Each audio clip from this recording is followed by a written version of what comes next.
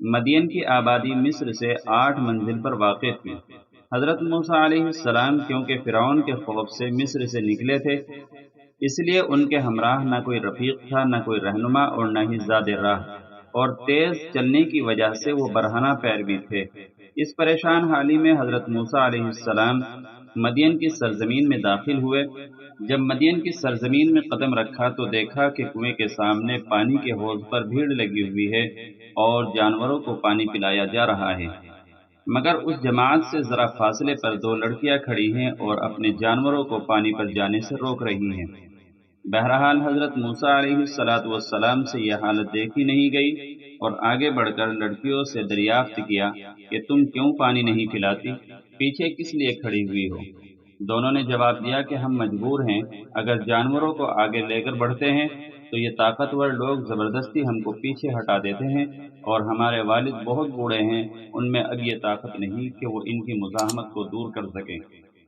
جب یہ سب پانی پلا کر واپس ہو جائیں گے تب بچا ہوا پانی پلا کر ہم لوٹ جائیں گے، اور یہی ہمارا روزانہ کا دستور ہے۔ حضرت موسیٰ علیہ السلام کو جوش آیا اور آگے بڑھ کر تمام بھیڑ کو چیرتے ہوئے کنویں پر جا پہنچے اور کنویں کا ڈول اٹھایا اور تنہا کھینچ کر لڑکیوں کے مویشیوں کو پانی پلا دیا۔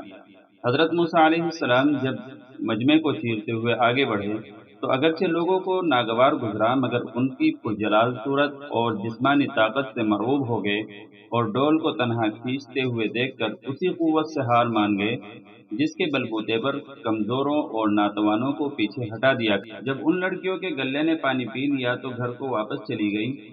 پہنچی تو خلاف عادت جلدی واپس آنے پر ان کے والد کو سخت تعجب ہوا، اور دریافت کرنے پر لڑکیوں نے گزرا ہوا ماجرا سنا دیا کہ کس طرح ایک مصری نے ان کی مدد کی ہے۔ باپ نے کہا کہ جاؤ اور اس کو میرے پاس لے کر کے آؤ۔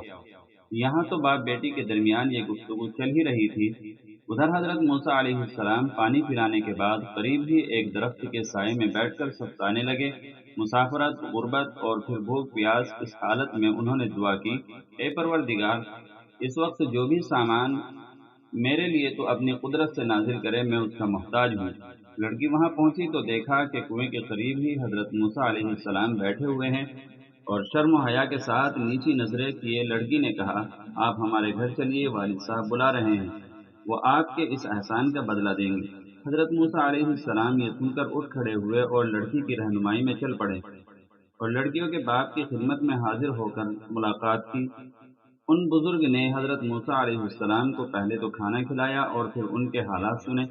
حضرت موسیٰ علیہ السلام نے اپنی ولادت اور فرعون کے بنی اسرائیل پر مظالم شروع سے آخر تک ساری داستان بیان کر دی۔ بزرگ نے حضرت موسیٰ علیہ السلام کو تسلی دی اور فرمایا کہ اللہ کا شکر ادا کرو کہ اب تم کو ظالموں کے پنجے سے نجات مل گئی ہے، اب کوئی خوف کا مقام نہیں ہے۔ قرآن کریم نے ان بزرگ کو شیخ کبیر کہا ہے۔ گفتگو کے دوران اس لڑکی نے جو حضرت موسیٰ علیہ السلام کو بلانے گئی تھی اپنے باپ سے کہا کہ اے والد محترم، آپ اس مہمان کو اپنے مویشیوں کے چرانے اور پانی مہیا کرنے کے لیے اجیر رکھ لیجئے۔ اجیر وہی بہتر ہوتا ہے جو قوی بھی ہو اور امانت دار بھی ہو۔ بزرگ باپ نے بیٹی کی ان باتوں کو سنا تو بہت خوش ہوئے اور حضرت موسیٰ علیہ السلام سے کہا کہ اگر تم 8 سال تک میرے پاس رہو اور میری بکریاں چراؤ تو میں اپنی اس بیٹی کی تم سے شادی کرنے کو تیار ہوں۔ اگر تم اس مدت کو 2 سال اور بڑھا کر 10 سال کر دو تو اور بھی بہتر، یہی اس لڑکی کا مہر ہوگا۔ حضرت موسیٰ علیہ السلام نے اس شرط کو منظور فرمایا اور فرمایا کہ یہ میری خوشی پر چھوڑ دیجئے کہ ان دونوں مدتوں میں سے جس کو چاہے پورا کروں، آپ کی جانب سے مجھ پر اس بارے میں کوئی جبر نہیں ہوگا۔ طرفین کی اس باہمی رضامندی کے بعد بزرگ میزبان نے حضرت موسیٰ علیہ السلام سے اپنی اس بیٹی کی شادی کر دی۔ حضرت موسیٰ علیہ السلام کے سسر جن کو قرآن کریم نے شیخ کبیر کہا ہے، وہ حضرت شعیب علیہ السلام نہیں تھے، کیونکہ ان کا زمانہ کئی صدیوں پہلے کا ہے۔ شادی کے بعد حضرت موسیٰ علیہ السلام اپنے سسر کے یہاں مدت مقررہ پوری کرنے یعنی بکریاں چرانے کے لیے مقیم رہے۔ مفسرین مستند روایات کے پیش نظر فرماتے ہیں کہ موسیٰ علیہ السلام نے کامل مدت یعنی 10 سالہ مدت کو پورا کیا ہے۔